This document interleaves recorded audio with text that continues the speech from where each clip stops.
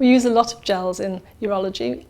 In the outpatient setting, we use them for examining the patient in the clinic, for doing rectal examinations on male and female patients, and for doing vaginal examinations on female patients. And also if we're using a speculum, we would use gels in the outpatient clinic as well. In inpatient procedures, we use them to grease the instruments, both in outpatient procedures like with a flexible cystoscope and insertion of catheters, and in surgery with the inpatients, they're very important with greasing the instruments such as the cystoscope and the receptor, which we use for resecting prostate. Today I'm going to show how to lubricate a flexible cystoscope. This is a standard flexible cystoscope such as we would use for male and female patients. The lubricant that I'm going to use comes in 3 types of packaging. There's a sachet and a tube, which are both sterile and single use, and also a double wrapped tube for use in the sterile field. I'm going to demonstrate with the sachet today.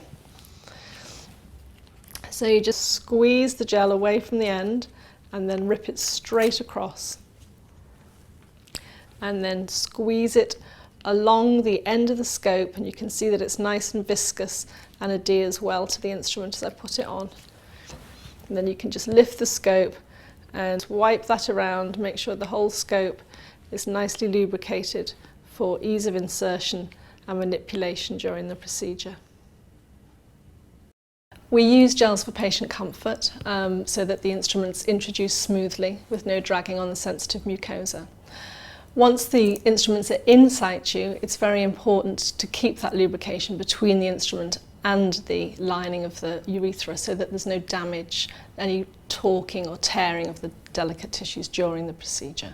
For instance, when we use the resectoscope to resect a prostate, that's a longer procedure, and if there isn't sufficient lubrication between the instrument and the lining of the urethra, then there can be problems post-operatively with development of urethral stricture.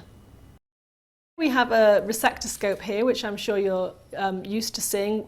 These are used in main theatre for resecting prostates and resecting bladder tumours.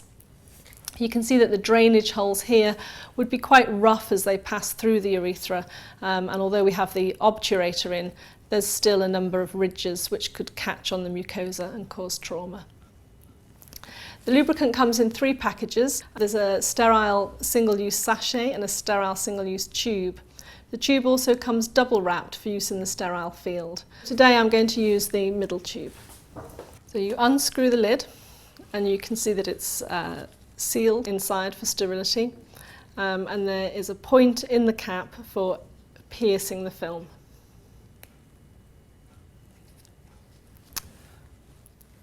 And then we want to cover the resectoscope, covering the holes and the ridges, and you can see it's nice and viscous and it adheres well. Once it's on, you just wipe it around so that you get good lubrication for ease of insertion.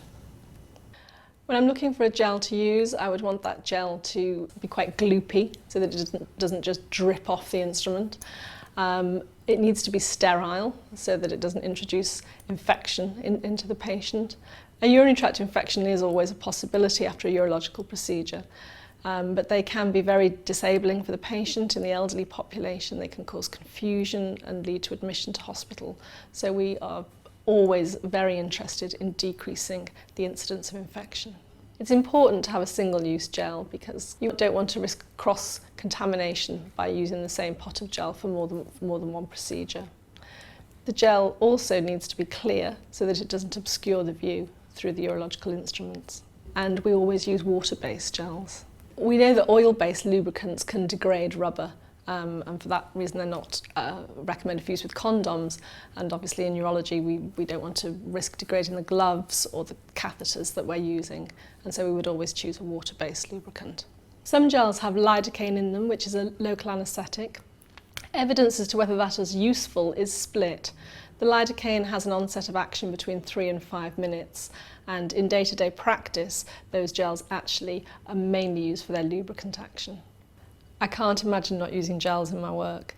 I think that the patients would have much more discomfort, both whilst I was actually putting the instruments in and also after the procedure. The procedure themselves would be much more difficult because the urethra tends to cling to the instrument, making manipulation during surgery much more difficult. In upper tract surgery, where we're having to introduce wires and laser fibres into the very tiny ureter, again we need to grease those fibres so that they pass through the instrument without damage.